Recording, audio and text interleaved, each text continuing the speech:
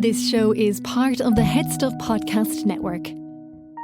Welcome, gather round the fireside and listen to a tale of Fionn McCool, Cullen, Deirdre of the Sorrows, Grainne Wail. From giants right down to fairies, of both the drooping and solitary, and those who are sometimes scary.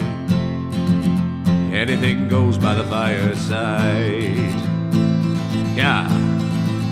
Fireside, the Puka fireside, the Marrow fireside. Kings and queens fighting heroes, don't you run from the fun, there's no need to hide. Sit by the fireside.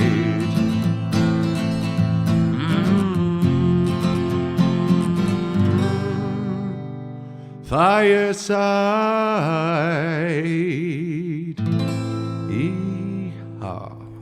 Hello and welcome to Fireside, the Irish storytelling podcast. Each episode of Fireside, we take a story from folklore mythology, we retell it, have a chat about the tale itself and about the craft, the culture and the history of storytelling. My name is Kevin C. O'Lahan. I'm your host and Fireside Bard. Welcome to episode 171 of Fireside. Today on the Irish storytelling podcast, we have a very serious tale of little Paddy and the Weasel. But before we get down to that very, very dreadfully serious affair, I want to give a big welcome to any new and indeed returning listeners. If you're returning, thank you so much for your continued support. If you're brand new, this is actually quite a good one to listen to for the first time. Get a flavour of this podcast, of what we're all about here over at Fireside HQ. And if you enjoy that, why don't you head right back to the very beginning, episode 1, and see what we've been building up to over the last 3.5 years of this podcast. Ways you can support the podcast: you can follow me over on Instagram at FiresideBard if you have not done so already. You can email me at thefiresidebard@gmail.com if you're not on social media and you want to get in touch. But those are the best places to message me, to make business inquiries, or even just to pop your head up and say hello. You can join Headstuff Plus over on headstuffpodcasts.com, where for as little as €5 a month, although you can pay more if you want. You can gain access to bonus material, not just for Fireside, but for all of the episodes, for all of the podcasts on the Headstuff Podcast Network, and there are more of those every month now. You can also, that was a fun sound, you can also buy my poetry book, Garden Sea, my neo-myth of home, in paperback from the Headstuff website and in Kindle form from Amazon. The links to those are in the descriptions of the podcast below. You can follow those and get Garden Sea, and we can ship it anywhere around the world. And thank you so much to everyone who continues to buy it. It's great to still be sending copies of it all over the world every week. It makes me happier than you will perhaps know. But those are the hard sells over. I am coming to you today. I'm recording from a place called Dubbo in New South Wales, on tour with the World of Musicals around Australia. We're coming to the end of our New South Wales leg of the tour, and then we're driving our way back up the East Coast, back into Queensland, where we're going to keep going with places like Gold Coast and Cairns and other places like Gladstone and Townsville and all, before we head back down to Victoria in a couple of months' time. Places like Melbourne and Geelong and all over the state there. We've had we passed 45 shows there the other night. We've racked up a serious amount of shows, and it's going down better and better. We played in the ICC in Sydney last week, which was one of the best nights I've ever had on stage, one of the most incredible, beautiful venues I've ever seen. That was the second of our shows in Sydney. We also played in the Coliseum, which is only a 15-month-old theatre. It was like a very bougie coffee shop. The dressing rooms were the most beautiful thing I've ever seen in a theatre. A lot of matte finish on the taps and all. Very, very nice. But still so grateful and delighted to be back out travelling and back out working and just getting to do what I love, and great to have an opportunity every time I have to keep recording the podcast, to keep writing, to keep recording, to keep editing it, keeping the head over water as I'm away. It's always great. It's such an incredible feeling to be able to do the both and to be able to take this podcast on the road still, even after all these years now. Well, the story for this week is another tale from the Douglas Hyde book, Beside the Fire. I'm still finding great stories in it of this version, that this book of stories that I found in a PDF online. It was a book I'd heard of many times, and there were stories from it in the other sources I've had. The W.B. Yeats book has a few of these tales in them, but it was great to find a PDF of it, of Beside the Fire. And particularly for the Granuaile stuff we were doing over the past couple of months, it's great to have a lot of stories from around the Mayo, Galway, Roscommon, like West Coast area, and this story is no different. But this is less of an aquatic tale and more of a story in vein of the likes of The Storyteller and The Beggar. It is very much a fairy story, which I ultimately feel we haven't had too many of in recent times. There's always the element of magic and there's always the element of the other folk, but in a very direct way. There's a lot of action in this story, and I look forward to talking about it afterwards, but here we'll have it now. This is Little Paddy and the Weasel on Fireside.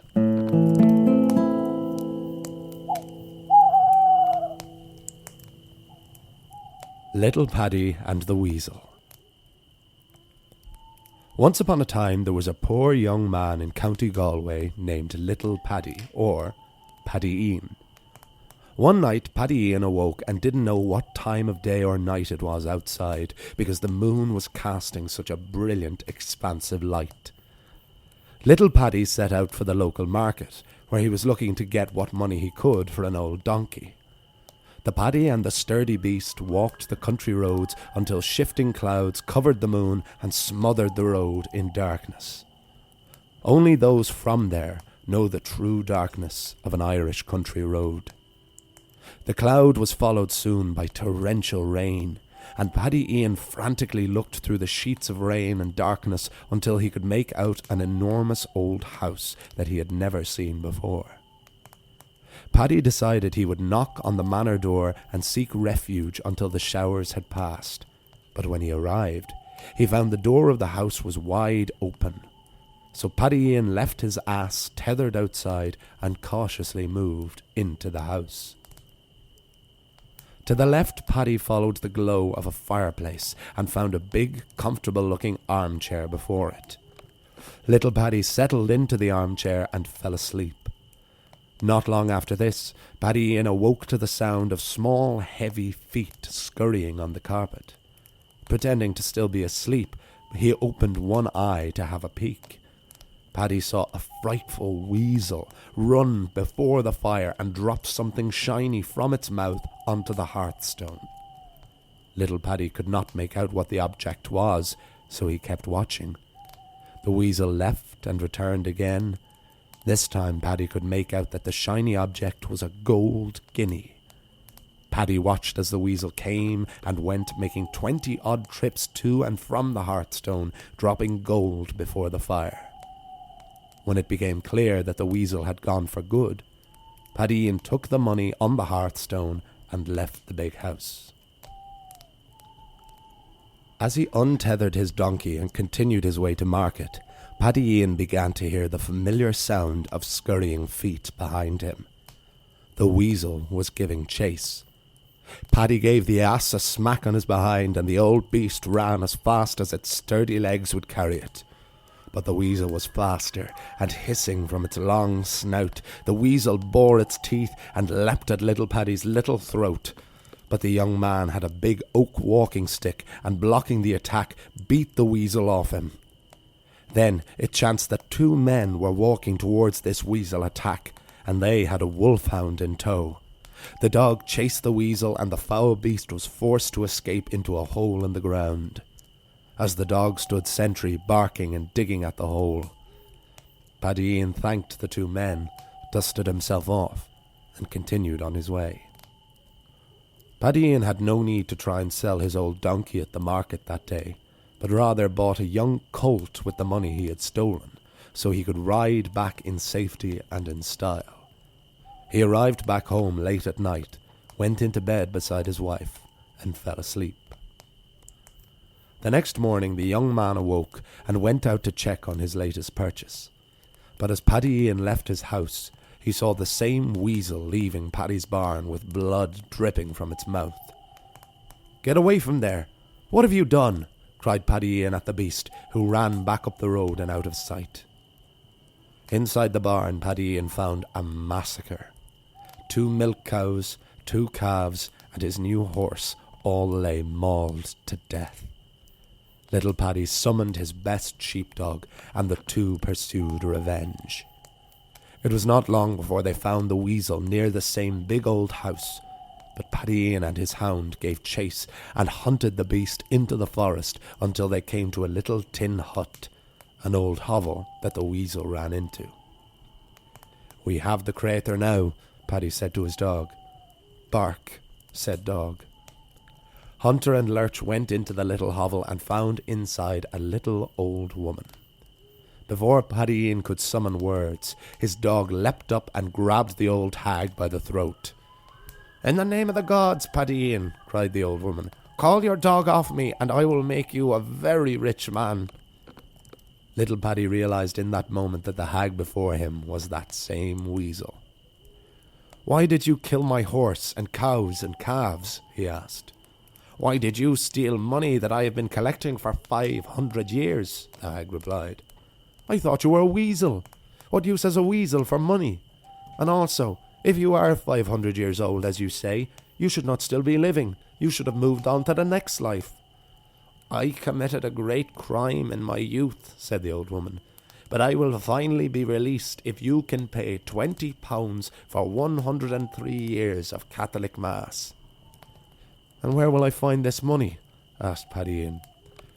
"Go out from this hovel and dig at the bushes of the nearby lake. There you will find a big pot full of gold. Take £20 and donate it to the nearest church, and you can keep the rest. When you lift the lid off the pot, a great black dog will jump out. That is my son, and he will not harm you. Take that money and offer to buy the house that you first found me in. You will get the house very cheap because of the rumours that it is haunted. On your first night there, go into the basement and you will find my son. He will be a great friend to you. I myself will be dead within a month. When I do die, I only ask that you set fire and burn this hut you stand in now to the ground. Then great fortune will always favour you. So farewell, Paddy Ian, and keep my secret." Little Paddy left the hag and the hovel, found the bushes by the lake, and began to dig. He dug up a heavy, dull pot and pried it open with the shovel. Prepared as he was, Paddy Ian still got the fright of his life when he opened the pot and a great black dog erupted from it like a cloud of ash and ran off into the forest. When the hound had gone, little Paddy could finally bask in the vast amounts of gold within the pot. He took £20 worth and brought it to the local church, anonymously donating it to the priest before going to the market and buying a new horse and milk cows and returning for the rest of his riches. Paddy Ian's wife, family and friends all had no idea where he was getting all of his money. They thought he was surely in a deal with the fairies, which never worked out for mortal men. Paddy Ian would assure his wife that the money was sound, and that he would soon be able to tell her where the source was, when he felt it was safe and secure. The next day Paddy Ian went to the house where he had found the weasel and offered to buy it from the owner, house, lands and all. The landowner was hesitant. "I would not ask for much for this old house, and keen I am to sell it, but I couldn't in good conscience sell it to you without warning you of the ghost that lives in the basement."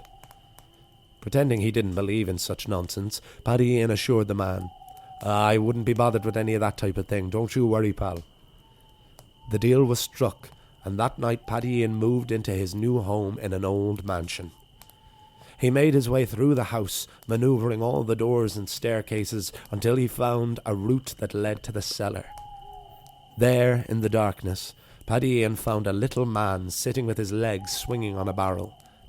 Little Paddy was a small man himself, but this fellow on the barrel was small enough to be unmistakably one of the other folk. "Hello, Paddy Ian. Have you a thirst on you?" said the man. I'm not free from it, said Paddy. Well, have a sup from this barrel. It's an ale that no matter how much you drink will always be cold and always be full. Paddy and the fairy drank and drank together until they were both half drunk. Then the little man said, Right, I've a gig to play tonight at Dún-na-Shee, the fortress of the fairies. If you come with me, you'll be a very rich man. Gladly I will, said Paddy Ian. But how will we get there? Don't you worry about that, just you have another pint. Little Paddy kept drinking until he passed out, and when he awoke, he was flying with the little man on the back of an enchanted horse. They came to a hill, and the little man began to play a beautiful tune on the uilleann pipes, and like a castle gate, an opening appeared in the hill for the travellers to pass through. Inside, Paddy and the little man were welcomed by Finvarra and Nuala, the High King and Queen of the fairies of Connacht, and a host of 1,000 others. Finvarra said to little Paddy, You have come on a very special night. We are to have a hurling match against the fairies of Munster. If we lose, our fame will be gone forever. We are ready, cried the host of 1,000 Connacht fairies. All climbed aboard a carriage bigger than the house Paddy Ian had bought and were taken to a neutral hurling ground. It was fairy law that a mortal had to be present on each side of a fairy hurling match or fight. Paddy Ian was on the side of Connacht, and another young man stood with the Munster host. Donal Óg, who was the fairy Paddy arrived with, played the pipes with 12 other musicians as the match began. Both teams played well, but Paddy Ian began to worry that the Munster side began to get the upper hand. So little Paddy grabbed a hurley stick and joined the game himself. When he did, the mortal man on the Munster side ran in and went to throw a punch at Paddy Ian, but Paddy beat him to the ground. Then the hurling portion of the day was ended, and the Munster and Connacht fairies began beating the soulless hides off each other. The Connacht fairies fought better, and soon the Munster side transformed themselves into 1,000 flying beetles and began to ravage and eat the crops all around Connacht.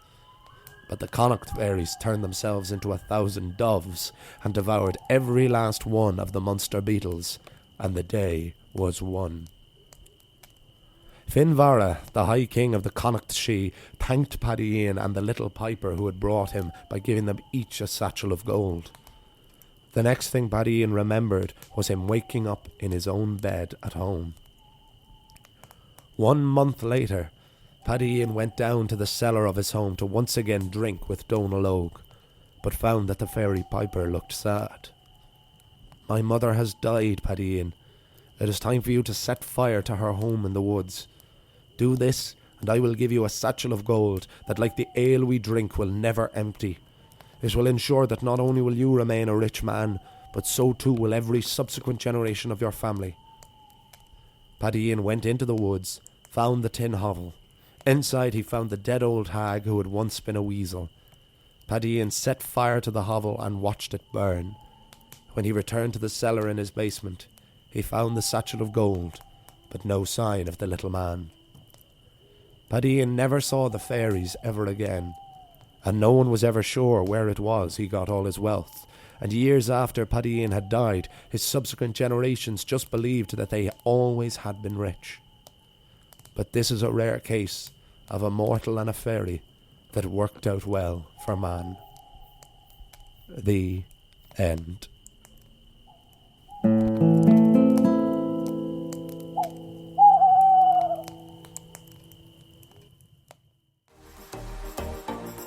My name is Cian. And I'm James, and we host Sissy That Pod. Sissy That Pod is a fun, informative and comprehensive companion podcast into the world of the queer and colourful cultural behemoth that is RuPaul's Drag Race. Join us every week as we cover the current season of the show, All Stars 7, through the eyes of 2 queer Irish fans. Or scour through our back catalogue wherever you get your podcasts or on headstuffpodcast.com to check out the other seasons we've covered. But for now, start your engine. It's time to crown an ultimate queen.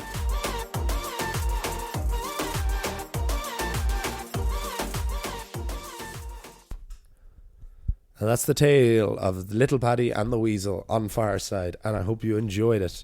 A very classic fairy tale, very grassroots fireside story this. Amusing, light, but plenty rich in its own lore. A lot of recurring themes that we've seen and some new elements as well. The first thing that I noticed when adapting the story and why it was interesting from a writing point of view is there's just a huge amount of action.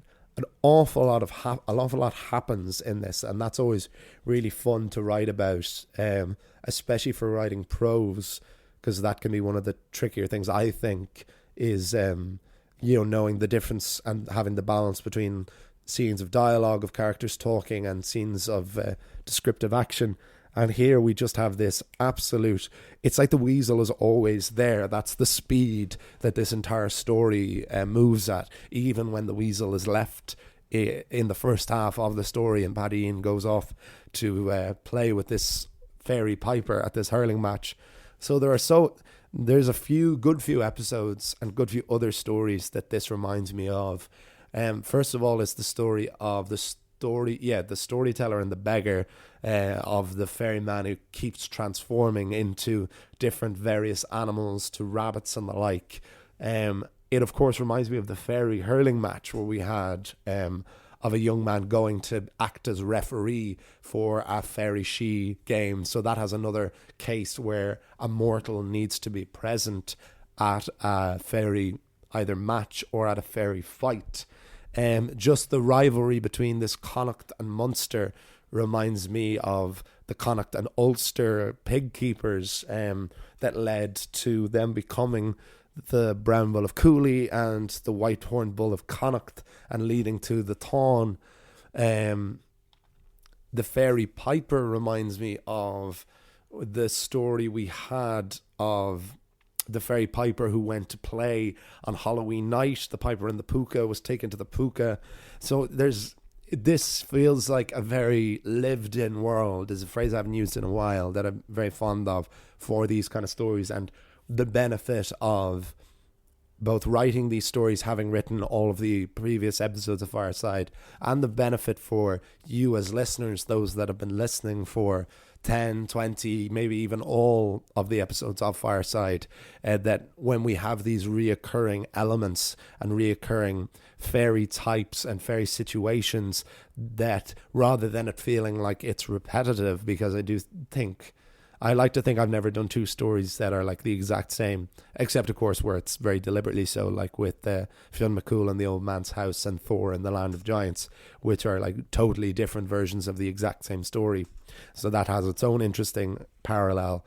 But with a case like this, I would hope that these stories don't feel repetitive, because I like to think that they are all different, and I wouldn't have the interest in doing the exact same story, but that they feel increasingly lived in, and that the arbitrary rules of magic and folklore in these stories should have some kind of consistency, and that it does feel like a world that operates by its own rules. And that's why I do love things like a mortal having to be present at a fairy hurling game, and us already having had a story of a fairy hurling match.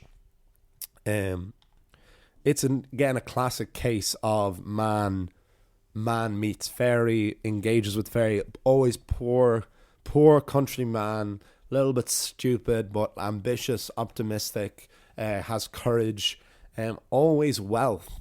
We're always dealing with poor people with these folktales. That's another crucial difference as well. Like the myths tend to be more dealing with rich people, because our people of royalty and aristocracy, heroes and kings and princes, who none of whom have to worry about wealth or riches. And then these folk tales are very much about the poor working class people of the countryside who dream of escaping to another world, and in two ways another world by meeting people from a literal other world, and then also rising to a station and being able to provide a level of comfort and security for themselves and their families that their previous generations could never have dreamed of. And I don't know why I noticed that in this episode particularly. It's like the first time that's really dawned on me, the recurring theme of riches, which is of course true in thousands of stories in movies and books and everything, and this pursuit of wealth that we now associate so much with a capitalistic mindset and a very westernized mindset that can be quite toxic and poisonous, and is something we have to constantly, or something I have to constantly wrangle with, it's a thing that you both worry about less and a huge amount more when you work in the arts, because you have to kind of rationalize it earlier. You have to go, okay, I need to really be sure that I don't have this obsession with money, because I'm going to be taking a lot of risks personally and artistically that will have no guarantee of payoff for it. But then the other side of that is that's a really good thing, I find, and I'd like to think that that's one of the things I do have a better relationship with. But that's all. That's nothing to do with this. What I mean for here is, this is the first time I really felt the context that this story was written in and the context that it was being told to, specifically like a very rural, westernized, Catholic, working class people who dream, or not even dream, they use this cautionary tales of like, don't wander from the path. That's a real Brothers Grimm thing. It's like a lot of those stories, that was their point, was to teach children and people like of what happens when you stray from the path, because you could be eaten, you could be killed, you could be taken if you wandered off into the woods. And when Ireland was mostly just open countrysides, this is their version of that, whereas you may encounter a fairy, which might seem like a great idea at the time, because they will offer you your wildest dreams, but that will very rarely work out well for you. And even there's a subtext in this story that I quite liked. The fairies needed the mortal man at that match, but Paddy Ian only ended up there because the old hag who had been the Weasel said if she was spared, if Paddy Ian let the dog off her throat, that she would make him a rich man. But then they needed Paddy Ian to be there in the first place. So was this the plan all along? Was Paddy Ian used all along? It seemed like he was the one who was getting the good deal because he had spared the life of the fairy. But did the fairies always know exactly what they were doing? Because that's another very strong recurring theme, is like the fairies always know, and they hate being out-tricked and outmaneuvered by mortals, most of all. And this is a case where the fairies are always really on top right from the beginning. We have the Weasel being chased and pursued, but like ultimately gets her revenge and gets everything she needs from Paddy Ian. The fairy hosts get their mortal for the game, and then this fairy gets to pay off her £20, which Paddy Ian pays off for her, and then Paddy Ian burns her hovel to the ground. So it's wondered who really used who here. It was a very mutually beneficial arrangement for both of them that worked out in a rare case for absolutely everyone. No one had to be necessarily the hero or the villain in this. Not even the Weasel. It was even interesting because weasels. Let me see now. Interesting, yeah. There are no. I wouldn't have thought so, and just like looked up to make sure. Yeah, there are no weasels in Ireland. There is a stoat. I've never seen one in the wild, but there is an Irish stoat. But it's very interesting again that this is. I know we have episodes with lions and things in them, and other animals that have not and do not live in Ireland in the wild. But there's something about a quite common rural animal that's very much not an Irish thing. But then it gives that very slight, that very grounded but still otherworldly quality to it. Because it's a great animal to have. It was a great animal to write, because like you have this absolutely vicious image of their long snout and teeth and bodies and the way they wriggle as they walk. They are amazingly frightful creatures and very easy to make the villains and to make very visceral in a story. But with that, I will wrap things up. So I hope you enjoyed this tale of Little Paddy and the Weasel. Paddy Ian, also just an incredible name as well. And like spelt like phonetically as it is like all of the Irish phrases in this book, in this Douglas Hyde book. It's spelled Paddyen, which never looks quite right when you see it on the page, and having to do the E sound, the double E sound, always kind of jars in the mouth in a deliciously Irish way. So hats off to Paddy and hats off to Douglas Hyde. So please do follow me over on Instagram at FiresideBard. Email me at thefiresidebard@gmail.com. Join Head Stuff Plus. All of the descriptions, the links are in the description below. Buy my poetry book Garden Sea. You can deliver all around the world in paperback, or you can order it on Kindle and have it immediately. Let me know, keep letting me know what your thoughts are on the book and of course on the podcast. Next week we will have part 2 of our look at the Battle of Ventry as we meet the King of France and as Fionn McCool and the Fianna enter the fray. That's all to come. I'll see you all. You'll hear me all next time, and remember, wherever you are and wherever you go, you can always join me by the fireside. This show is part of the Head Stuff Podcast Network, a hub for the creative and the curious. Shows are produced in association with Head Stuff and the Podcast Studios Dublin. Find out more or become a member at headstuffpodcasts.com.